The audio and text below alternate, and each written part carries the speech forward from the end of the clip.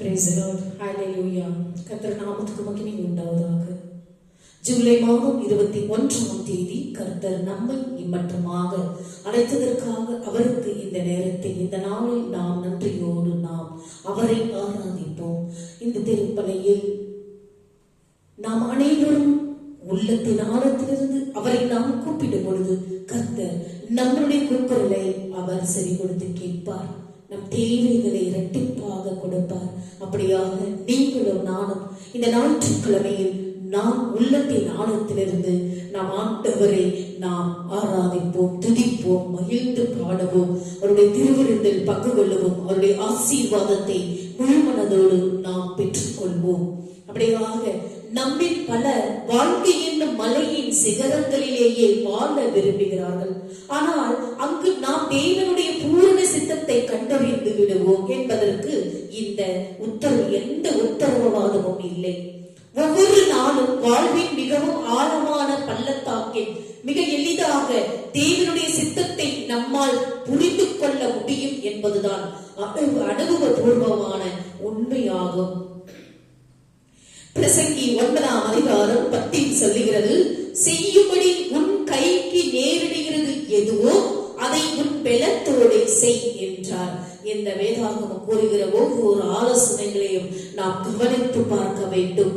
நிகழ்காலத்தில் நீங்கள் அறிந்திருக்கிற அல்லது உங்களுக்கு வெளிப்படுத்தப்பட்டுள்ள தேவனுடைய சித்தத்தை செய்ய நீங்கள் முன் வரவில்லை என்றால் எதிர்காலத்தை குறித்த தம்முடைய சித்தத்தை தேவன் உங்களுக்கு காண்பிக்க வேண்டும் என்று விரும்புவது அல்லது எதிர்பார்ப்பது அர்த்தமற்றது என்பதை புரிந்து கொள்ளுங்கள். அப்படியாக நாம் அனைவரும் ஆண்டவருடைய சன்னிதானத்தில் நாம் ஒருமனப்பட்டு உள்ளத்தின் ஆழத்திலிருந்து அவரை நாம் துதித்து மகிழ்ந்து நாம் பாட கடமைப்பட்டிருக்கின்றோம். அப்படியாக இந்த வார்த்தைகளை கவனியுங்கள். மத்தேயு 6ஆம் அதிகாரம் 34ஆம் வசனத்தில் பாருங்கள், நாளைக்காக கவலைப்படாதிருங்கள், நாளைய தினம் தன்னுடையவர்களுக்காக கவலைப்படும், அந்த நாளுக்கு அனுதின பாடு போதும். இன்றைய நாளில் நமக்கு என்ன தேவையோ அதைக்கு நாம் சரிபடுத்த வேண்டும்.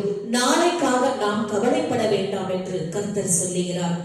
நாளைய தினம் பற்றிய கவலை இன்று நாம் அனுபவிக்க வேண்டிய நிம்மதியை நம்மை விட்டு பறித்து விடுகிறது. நாளை என்பது நமக்கு தேவையில்லாதது. இன்றைய நாளில் நாம் என்ன நாம் அனுபவிக்க வேண்டும் என்று நாம் நிம்மதியை நாம் தேட வேண்டும். நாளை என்பது நாம் அதை பற்றி நாம் கவலைப்பட வேண்டாம் என்று இந்த வார்த்தைகளை அர்த்தங்களை நான் கூறுகின்றேன். இன்றைய தினம் என்கிற ஒன்றுதான் நமக்கு முன்பாக இருக்கிற உறுதியான ஒரு ஆசீர்வாதம். இன்றைய நாளில் நாம் என்ன தேடுகின்றோம், என்ன நமக்கு வர வேண்டும், எதை நாம் எதிர்பார்த்து கொண்டு ஓடிக்கொண்டிருக்கின்றோம், எந்த நிலையில் நாம் பயணப்பட வேண்டும் என்று கர்த்தர் விரும்புகிறார். அதை தான் கர்த்தர் சொல்லுகிறார், நாளைக்காக நீங்கள் கவலைப்படாதீர்கள், நாளைய தினம் தன்னுடையவர்களுக்காக கவலைப்படும், அந்தந்த நாளுக்கு அனுதின பாடுகள் போதும் என்றார். கவலை மன அழுத்தத்தை மற்ற பதற்றம், அழுத்தமான பதற்றம் ஆகிய எதிர்மறையான காரியங்களுக்கு உங்கள் வாழ்வில் ஒருபோதும் முன்னுரிமை கொடுக்காதீர்கள். இன்றைய தினத்தில் வாழ வேண்டிய வாழ்க்கையை வாழுங்கள். இன்று நீங்கள் தேவனை உள் மனதிலிருந்து நீங்கள் விசுவாசியுங்கள். நாளைய தினத்தின் காரியங்களை கடவுள் பார்த்துக் கொள்வார் என்று இந்த மத்தேயு 6ஆம் அதிகாரம் 34ஆம் வசனத்தில் இப்படியாக நமக்கு அர்த்தங்கள் கொடுக்க கொண்டிருக்கின்றன. அப்படியாக நாம் அனைவரும் ஆண்டவரை நோக்கி ஜெபிக்க வேண்டும். என் அன்புள்ள ஆண்டவரே, இன்று நான் செய்ய வேண்டியதை சரியாக செய்ய எனக்கு தேவையான கிருபையினால் என்னை நிரப்பி வழி நடத்துவீராக. என் எதிர்காலம் உம்முடைய கட்டுப்பாட்டில் இருப்பதினால் கவலைகளை விட்டுவிட்டு அனுதின வாழ்வை மகிழ்ச்சியுடன் நடத்த தீர்மானம் செய்கிறேன் என்று நாம் கர்த்தரிடத்தில் நாம் அறிக்கை எடுக்க வேண்டும், முறையிட வேண்டும் என்று இந்த நாளில் கர்த்தர் தாமே உங்களை ஆசீர்வதிப்பாராக. அப்படியாக நாம் அனைவரும் ஆண்டவரை நோக்கி நாம் துதித்து பாட வேண்டும். உள்ளத்தின் ஆழத்திலிருந்து அவரை கூப்பிடுங்கள். கர்த்தர் உங்கள் தேவைகளை ஒவ்வொன்றும் இரட்டிப்பாக கொடுக்கக்கூடியவர். கர்த்தர் தாமே உங்களை ஆசீர்வதிப்பாராக. நாம் நன்றியோடு அவரை நாம் புகழ்ந்து பாடுவோமாக.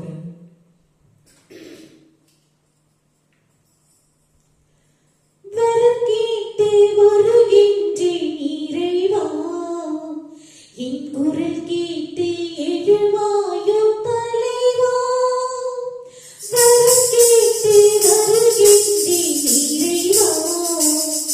என் குரல் கேட்டு எழுவாயோ தலைவா, பகை சொல்லும் இதயத்தின் சுவரை எல்லாம் என் பாசத்தால் தகர்க்கின்ற வரக்கேற்கின்றேன். பகை சொல்லும் இதயத்தின் சுவரை எல்லாம் என் பாசத்தால் தகர்க்கின்ற வரக்கேற்கின்றேன். இருள் சொல்லும் நிழலான மனதில் எல்லாம், இருள் சொல்லும் நிழலான மனதில் எல்லாம் உன் பெயர் சொல்லி ஒளியேற்ற உன்னை கேட்கின்றேன். வரக்கேற்று வருகின்றேன் இறைவா, என் குரல் கேட்டு அழுவாயோ தலைவா. நலமெல்லாம் நமக்கென்று தேடும் குணம் இனி நாள்தோறும் இருக்கின்ற வரக்கேற்கின்றேன். நலமெல்லாம் நமக்கென்று தேடும் குணம் இனி நாள்தோறும் இருக்கின்ற வரக்கேற்கின்றேன். பலியான திருப்பெண்ணை அழித்திட்ட பின், பலியான திருப்பெண்ணை அழித்திட்ட பின் என் பரிசாக உன்னை கேட்கும் வரக்கேற்கின்றேன். வரக்கேட்டு வருகின்றேன் இறைவா, என் குரல் கேட்டு எழுவாயோ தலைவா. வரக்கேட்டு வருகின்றேன் இறைவா, என் குரல் கேட்டு எழுவாயோ தலைவா. அல்லேலூயா. இப்பொழுது நாம் ஆண்டவருடைய வார்த்தைகளை கலந்து கொள்வோம். ஆண்டவருடைய வார்த்தை என்பது ஜீவன் உள்ளது, உயிர் உள்ளது என்று நான் உங்களுக்கு ஒவ்வொரு வாரமும் நான் இந்த வார்த்தைகளை கொடுக்கின்றேன். ஆண்டவருடைய வார்த்தையில் ஜீவன் உள்ளது. இதை நீங்கள் புரிந்து கொண்டு ஒவ்வொரு நாளும் ஆண்டவருடைய வார்த்தைகளை நீங்கள் படித்து பயன்பெற வேண்டும் என்று உங்களை நான் தாழ்மையோடு கெஞ்சி கேட்டுக் கொள்கிறேன். அப்படியாக இன்றைய நாளில் அப்போஸ்தலர் 1ஆம் அதிகாரம் 5ஆம் வசனத்தில் உங்களுக்கு நான் கொடுக்கிறேன்.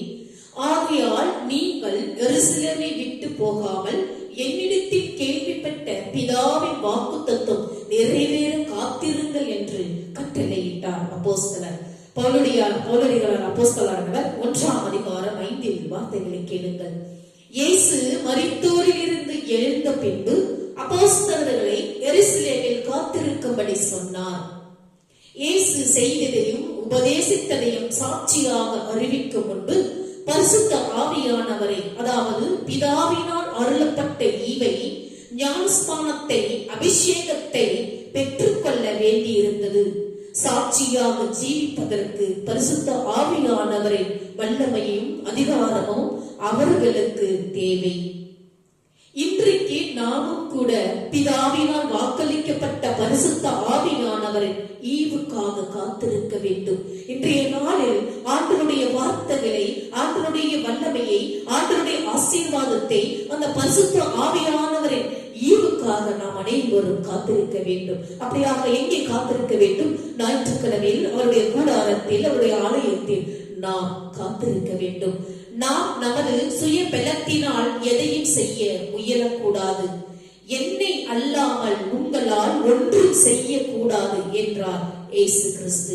யோவான் 15ஆம் அதிகாரம் 5இல் வாசித்து பாருங்கள். கிறிஸ்து இன்றி தேவனை பிரியப்படுத்தக்கூடிய எதையும் நம்மால் செய்ய இயலாது. விசுவாசிகளுக்கு வல்லமையையும் அதிகாரத்தையும் அளித்து வசனத்தை உறுதிப்படுத்தி இயேசுவின் வசனங்களை வெளிப்படுத்துதல் என்பதே பரிசுத்த ஆவியானவருடைய ஞானஸ்நானத்தின் நோக்கம். படித்து பாருங்கள். அப்போஸ்தலர் 1ஆம் அதிகாரம் 8இல் படியுங்கள். மார்க்கு 16ஆம் அதிகாரம் 20இல் படித்து பாருங்கள். எபேசியர் 2ஆம் அதிகாரம் 3-4இல் வாசித்து பாருங்கள். யோவான் 14ஆம் அதிகாரம் 26இலும் 16ஆம் அதிகாரத்தில் 13இல் வாசித்து பாருங்கள். உங்களுக்கு நன்றாக புரியும். கிறிஸ்துவின் பணியை செய்வதற்காகவே நாம் பரிசுத்த ஆவியானவரால் நிரப்பப்படுகிறோம். அப்போஸ்தலர்களாலே அநேக அற்புதங்களும் அடையாளங்களும் செய்யப்பட்டன. அப்போஸ்தலர் 2ஆம் அதிகாரம் 43 வாசித்து பாருங்கள். வேத வசனமே நம் ஜீவியமாக மாறும்போது நம் சாட்சியின் மூலம் தேவன் மகிமைப்படுகிறார். கர்த்தருக்காக நாம் அனைவரும் கர்த்தருமாகிய இயேசு கிறிஸ்துவின் உயிர்த்தெழுதலை குறித்து அப்போஸ்தலர்களை மிகுந்த பலமாய் சாட்சி கொடுத்தார்கள். அப்போஸ்தலர் 4ஆம் அதிகாரம் 33 நீங்கள் வாசித்து பாருங்கள், உங்களுக்கு புரியும். அப்போஸ்தலருடைய கைகளினாலே அநேக அடையாளங்களும் அற்புதங்களும் செய்யப்பட்டன. ஆண்டவருடைய சீடர்களின் மூலமாக அதிகமாக அடையாளங்களும் அற்புதங்களும் செய்யப்பட்டன. தேவ சித்தத்தை நிறைவேற்ற நமக்கு வேண்டிய பலனை பரிசுத்த ஆவியானவர் நமக்கு கொடுத்திருக்கிறார். இதோ உலகத்தின் முடிவு பரியந்தம் சகல நாட்களிலும் நான் உங்களோடு இருக்கிறேன் என்றார் கர்த்தர். மத்தேயு 28ஆம் அதிகாரம் 20 வாசித்து பாருங்கள். நம்முடைய வாழ்க்கையில் ஒவ்வொரு நாளும் நாம் வாழ்ந்து கொண்டிருக்கின்றோம். எப்படி வாழ்ந்து கொண்டிருக்கின்றோம்? ஆண்டவரான அந்த ஆவியின் வல்லமையினால், அந்த ஆவியின் பரிசுத்தாவின் வல்லமையினால், கரங்களினால், கிருபையினால் நாம் வாழ்ந்து கொண்டிருக்கின்றோம். அதனால் தான் கர்த்தர் சொல்லுகிறார், இதோ உலகத்தின் முடிவு பரியந்தம் முடியும் வரை சகல நாட்களிலும் ஒவ்வொரு நாட்களிலும் நான் உங்களோட இருக்கிறேன். அப்படியாக அவர் வார்த்தைகளை கொடுத்தார். நாம் என்ன செய்ய வேண்டும்? அவருடைய பாதையில் செல்ல வேண்டும். பரிசுத்த ஆவியானவர் நம் மனது, சிந்தனை, எண்ணம், செய்கை, ஆத்துமா, ஆவி, சரீரம் முழுவதையும் ஆக்கிரமித்து ஆட்சி செய்வார். அன்பு, சந்தோஷம், சமாதானம், நீடிய பொறுமை, தயவு, நற்குணம், விசுவாசம், சாந்தம், இச்சை அடக்கம் இவற்றை நம் ஜீவியத்தில் காணும் போது நாம் பரிசுத்த ஆவியானவரால் நிரப்பப்பட்டு நடத்தப்படுகிறோம் என்பதை நாம் அறிந்து கொள்ள வேண்டும். அப்படியாக கர்த்தர் நம்மை அவருடைய பிள்ளைகளாக இந்த உலகில் வாழ வைக்கின்றார். ஒவ்வொரு நாளும் நாம் அப்படியாக அவருடைய பாதையை சென்று கொண்டிருக்கின்றோமா? சிந்தித்து பாருங்கள். நாம் அதிகமாக நாம் பாவத்தில் தான் நாம் வாழ்ந்து கொண்டிருக்கின்றோம். பாவ படுகொலியில் பசாசுகளுக்கு நாம் இடம் கொடுத்து பசாசுகளோடு நாம் ஒன்றித்து தான் வாழ்ந்து கொண்டிருக்கின்றோம். ஏனென்றால் அப்படியாக நாம் வாழ்க்கையில் செல்லும் பொழுது நமக்கு தேவைகள் கிடைக்கின்றன. ஆனால் நமக்கு எதையும் நமக்கு நிம்மதியாக வாழ்க்கையில் வாழ முடியாது. ஆண்டவருடைய பிள்ளைகளுக்கு எந்த நிலையிலும், எந்த நேரத்திலும், எந்த சோதனைகளும், எந்த தடங்கல்களும், எந்த பிரச்சனைகளும், எந்த நோய்களிலும் கர்த்தர் நம்மளோடு இருப்பார். அவர் சொல்லுகிறார், உலகம் பரியந்த முடிவு மட்டும் நான் ஒவ்வொரு நாளும் சகல நாட்களிலும் நான் உங்களோடு இருக்கின்றேன் என்று கர்த்தர் தெளிவாக செய்கிறார். பரிசுத்த ஆவியானவரின் வல்லமையினால் நம் மனதும், நம்முடைய சிந்தனைகளும், நம்முடைய எண்ணங்களும், நம்முடைய செய்திகளும், அன்றாட செய்யக்கூடிய வேலைகளிலும் நம்முடைய ஆத்மா, ஆவி, சரீரம் முழுவதையும் அவர் ஆக்கிரமித்து ஆட்சி செய்கின்றார். அன்பு, பாசமும், சமாதானமும், நீடிய பொறுமையும், தயவும், நற்குணங்களும், விசுவாசமும், சாந்தமும், இச்சை அடக்கமும் நமக்கு இவற்றையெல்லாம் நம் ஜீவியத்தில் காணும் போது நாம் பரிசுத்த ஆவியானவரால் நிரப்பப்பட்டு நடத்தப்படுகிறோம் என்பதை இன்றைய நாளில் இந்த அப்போஸ்தலருடைய வார்த்தைகளை 1ஆம் அதிகாரம் 5 வசனங்களில் நமக்கு இவ்வளவு தெளிவாக நமக்கு வார்த்தைகள் இருக்கின்றன. நாம் அனைவரும் அன்புள்ள ஆண்டவருடைய அன்புள்ள பிள்ளைகளாக, ஆண்டவருடைய விசுவாசனுடைய பிள்ளைகளாக, குடும்பமாக நாம் மாற வேண்டும். மாறினால்தான் நாம் இவ்வளவு நாம் பாவங்கள் செய்துவிட்டோம், இனியும் நாம் பாவங்கள் செய்யாமல் ஆண்டவருடைய பரலோக ராஜ்யத்தில் நாம் போக வேண்டும் என்றால் நாம் பாவங்களை நாம் செய்யாமல் ஆண்டவருடைய பாதையில் நாம் செல்ல வேண்டும் என்றும், அவருடைய நம் இறப்பும் முன்பே அவர் நம்மை தேர்ந்தெடுத்தார். ஏனென்றால் தாயின் கருவயிற்றிலே நம்மை தேர்ந்தெடுத்தார். நாம் இறக்க போகும் கூட அவர் நம்மை இந்த நாளில், இந்த நேரத்தில் நான் என்னுடைய பரலோக ராஜ்யத்தில் உன்னை நான் அழைப்பேன் என்று கூறுகிறார். அப்படியாக நாம் பரலோக ராஜ்யத்தில் இந்த உலகத்தை விட்டு விண்ணுலகம் செல்லும் பொழுது, அவருடைய வீட்டிற்கு செல்லும் போது, பரலோக ராஜ்யத்திற்கு செல்லும் பொழுது நாம் அனைவரும் ஆண்டவருடைய பிள்ளைகளாக நாம் அந்த பரலோக ராஜ்யத்தில் நாம் செல்ல வேண்டும் என்றால் நாம் பாவங்களை செய்யாமல், பிறருக்கு நாம் தீங்கு செய்யாமல், பிறருடைய வாழ்க்கையை அபகரிக்காமல், பிறருடைய வாழ்க்கையில் நடக்கக்கூடிய ஒவ்வொரு வார்த்தைகளில் அவர்களிடம் நாம் பேசாமல் அவர்களை நாம் அன்போடும் அரவணைப்போடும் நமக்கு எதிரிகளாக இருந்தாலும் அவர்களை நாம் மன்னித்து அரவணைக்க வேண்டும். அப்படியாக கர்த்தர் சொல்லுகிறார், நீங்கள் ஒரு கன்னத்தில் இருந்து அறைந்தால் அவர்கள் உங்களை ஒரு கன்னத்தில் அறைந்தால் நீங்கள் மறு கன்னத்தையும் காண்பீங்கள் என்றார். அப்படியாக நாம் அனைவரும் நம்முடைய மனிதர்களிடத்தில் கூடும் உற்றார் ஒருவரிடத்தில் நம்ம வீட்டில் சுற்றியுள்ள மற்ற குடும்பங்களிலும் நாம் ஒவ்வொருவரோடும் நாம் அன்போடும் பாசத்தோடும் நற்குணத்தோடும் சிந்தனையோடும் விசுவாசத்தோடும் நாம் அவர்களை அரவணைத்து நாம் உரையாட வேண்டும். ஏனென்றால் நாம் அனைவரும் ஆண்டவருடைய பிள்ளைகள். அப்படியாக நம் மனதில் இருக்கும் அத்தனை கசடுகளும் அத்தனை பசாசனுடைய எண்ணங்களும் பேச்சுகளும் பார்வைகளும் நடைகளும் நாம் மாற்றி அதிலிருந்து நாம் விடுபட்டு இயேசு கிறிஸ்துவின் நாமத்தினால் அவருடைய வல்லமையால் அவருடைய கிருபையினால் நாம் அவருடைய பாதையில் நடக்க வேண்டும் என்று இன்று நாளில் நமக்கு ஆண்டவருடைய வார்த்தைகள் தெல்ல தெளிவாக நமக்கு கொடுத்து கொண்டிருக்கின்றன. அப்படியாக நாம் அனைவரும் ஆண்டவரோடு ஒன்றித்து அவருடைய பாதையில் நாம் செல்லும் பொழுது கர்த்தர் நம்மை ஒவ்வொரு நாளும் தாங்கி வழிநடத்துவார். நீங்கள் அனைவரும் அப்படியாக ஆண்டவரோடு ஒன்றித்து உள்ளத்தின் ஆழத்திலிருந்து நீங்கள் அவரை கூப்பிடும் பொழுது கர்த்தர் உங்கள் தேவைகளை ஒவ்வொன்றும் சந்திப்பார். உங்களுடைய பிரச்சனைகளை ஒவ்வொன்றும் சந்திப்பார். உங்களுடைய கவலைகளும் கண்ணீர்களும் ஒவ்வொன்றும் மாற்றுவார். அப்படியாக நாம் உள்ளத்தின் ஆழத்திலிருந்து அவரை நாம் துதித்து மகிழ்வோமாக. கர்த்தர் தாமே உங்களை ஆசீர்வதிப்பாராக.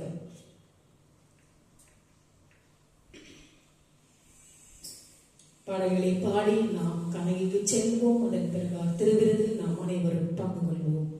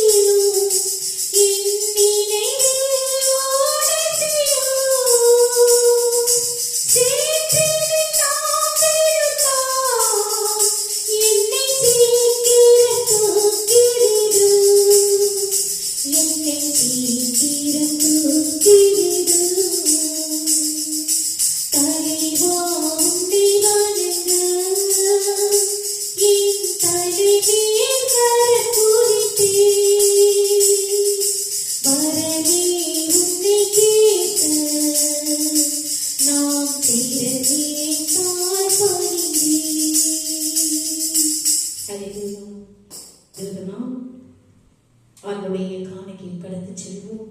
ஆண்டவருடைய காணிக்கையில் கடந்து செல்லும்போது நாம் அனைவரும் உள்ளத்தின் ஆழத்திலிருந்து அவரை நாம் கூப்பிட வேண்டும். கூப்பிட்டு பாருங்கள், நம்முடைய வாழ்க்கையில் நடக்கின்ற ஒவ்வொரு அசைவிலும், ஒவ்வொரு சிந்தனையிலும், ஒவ்வொரு செயல்களிலும், ஒவ்வொரு நற்குணங்களிலும்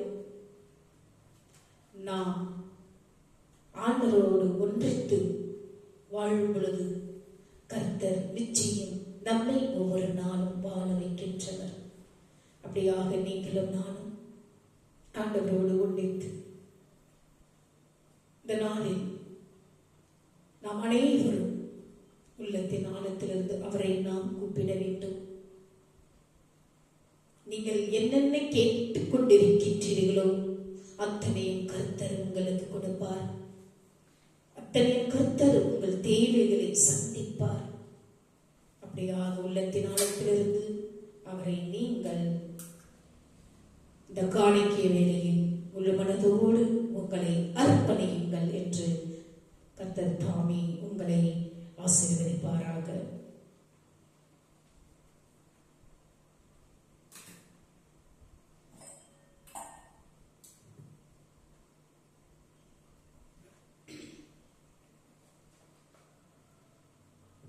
இறைவா, இந்த காணிக்கையை ஆசீர்வதித்து புனிதப்படுத்தி ஆவியிலும் உண்மையிலும் உமக்கு உகந்ததாக செய்தருளும். இவ்வாறு உம்முடைய அன்பு திருமகனும் எங்கள் ஆண்டவருமான இயேசு கிறிஸ்துவின் திருவுடலாகவும் இரத்தமாகவும் இக்காணிக்கை மாறுவதாக. அவர் தாம் பாடுபடுவதற்கு முந்தின நாள் வணக்கத்துக்குரிய தம் திருக்கைகளில் அப்பத்தை எடுத்து வானோக்கி கண்களை உயர்த்தி எல்லாம் வல்ல இறைவனும் தம் தந்தையுமாகிய உமக்கு நன்றி செலுத்தி வாழ்த்துரைத்து அப்பத்தை பிட்டு தம் சீடர்களுக்கு அளித்து அவர் கூறியதாவது: அனைவரும் இதை வாங்கி பருகுங்கள், ஏனெனில் இது உங்களுக்காக கையளிக்கப்படும் என் உடல் என்றார்.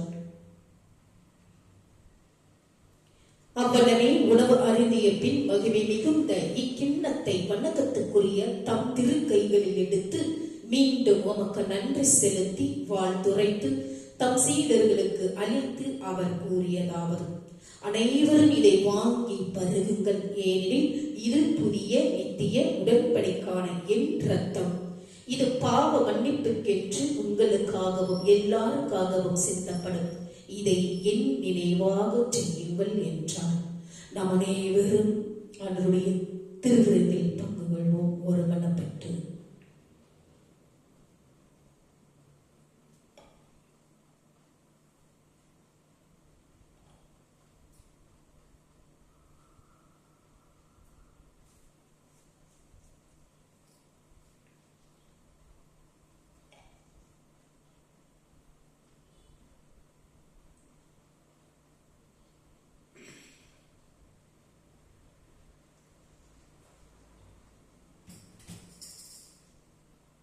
கடைசியாக நாம் அவருக்கு நன்றியோடு பாடல்களை பாடி அவருடைய ஆசீர்வாதத்தை பெற்றுக் கொள்வோமாக.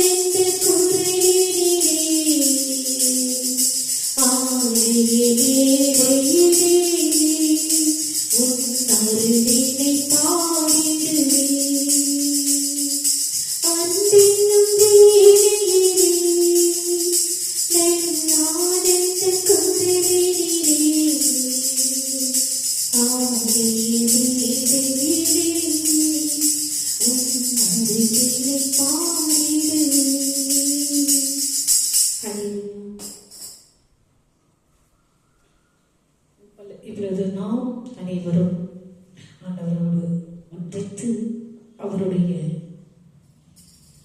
ஆசீர்வாதத்தை ஒரு மனதோடு பெற்றுக்கொள்வோம். கண்களை மூடி நாம் அனைவரும் ஒரு இடம் ஜெபிப்போமாக.